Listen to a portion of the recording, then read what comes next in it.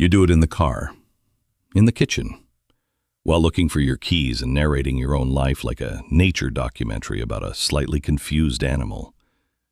You talk to yourself, and at some point, you've probably caught yourself mid-sentence, looked around and thought, okay, is this normal?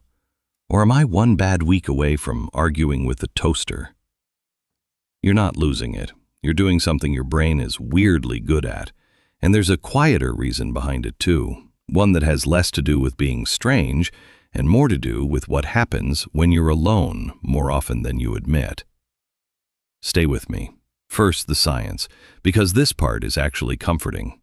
In 2012, psychologists Lupyan and Daniel Swingley ran a simple study.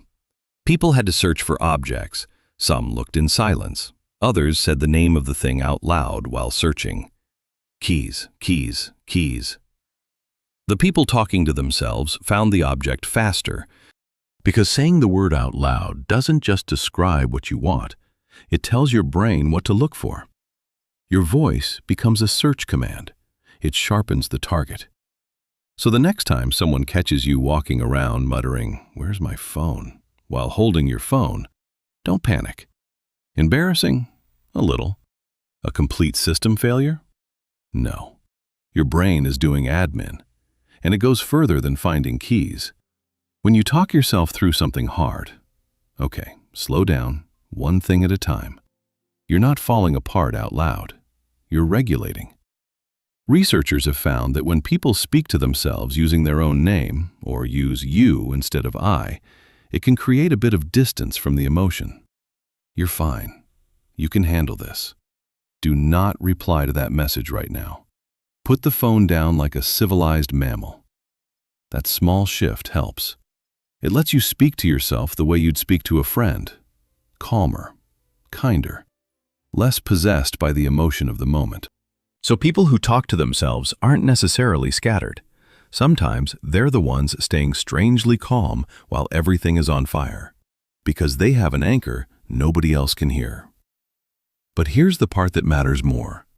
Self-talk often gets louder when life gets quieter. When there's no one around to think out loud with, your own voice steps in. It becomes the conversation. The person who helps you sort the problem. The one who talks you down at 2 in the morning. The one who says, okay, we're not dying. We're just tired and running on empty. And honestly, that's not pathetic. That's adaptation. Your brain found a way to keep the room from feeling completely empty. But there are two sides to it. Talking to yourself can mean you have a rich inner world. You can process things, joke with yourself, coach yourself, rehearse the conversation, rewrite it. Win it in the shower 6 hours later, obviously. That's not a flaw. That's a mind with movement in it. But sometimes, quietly, self-talk becomes the only conversation you really get. Not overnight, nothing dramatic. Messages get shorter. Plans get easier to cancel. Real conversations start feeling like effort, and your own voice becomes the easiest one to reach. So here's the check. When you talk to yourself, does it feel like thinking, or does it feel like keeping yourself company? Because you were always meant to be your own anchor. You just weren't meant to be your only one. The self-talk isn't the problem. Keep it. It helps you focus. It helps you calm down. It helps you find your keys, sometimes. Let's not ask for miracles. Just every now and then, let one of those conversations happen with someone real too. Say the thing out loud. Ask the question. Send the message. Let somebody else hear what's been living in your head all day.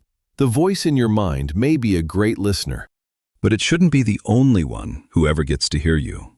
So tell me, are you a "where are my keys" out loud talker? A coach yourself through a crisis talker? Or a full courtroom debate in the shower type? Drop it in the comments. I read them. And if this made you think of someone who's always in their own head, send it to them. Take care of yourself. I'll see you in the next one.